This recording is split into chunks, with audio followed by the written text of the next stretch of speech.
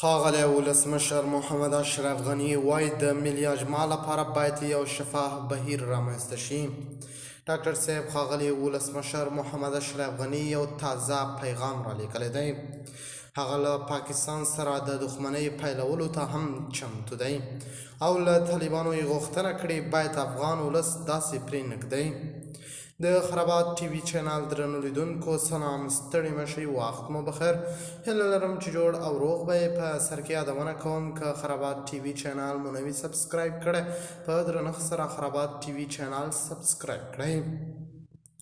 ښاغلی ولسمشر محمد اشرف غني د افغان کډوالو په تړاو پیغام کې ویلي د مشروعیت ترلاسه کولو او له اوسني بحران څخه د افغانستان وتلو لپاره ملي او بین المللي مشروعیت ترلاسه کول اړین کار دی. د ښاغلي غني په وینا تدې لازمي اجماع موخه د ملت هغه ډیره برخه ده چې خاموش اکثریت بلل کیږي. دا ډول اجماع خودګذري او د اوسنیو او راتلونکو نسلونو لخوا د یوې ښې راتلونکې په هیله په شخصي او فرقه‌یي ګټو د ملي ګټو په برتري منل غواړي.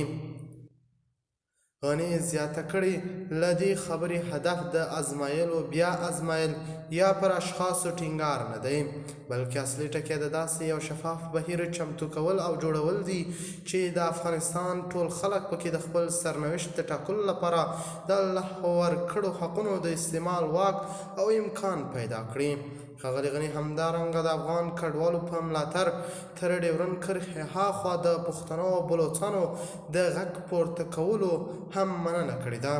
ډاکټر صاحب غني طالبانو ته ویلي چې افغان ولس ناهیلي نه کړئ او همداسې یې پرې نږدئ باید ملاتړ یې وکړئ. د خرابات ټي وي چینل درنو لیدونکو سلام، ستړي مشئ، وخت مو بخیر.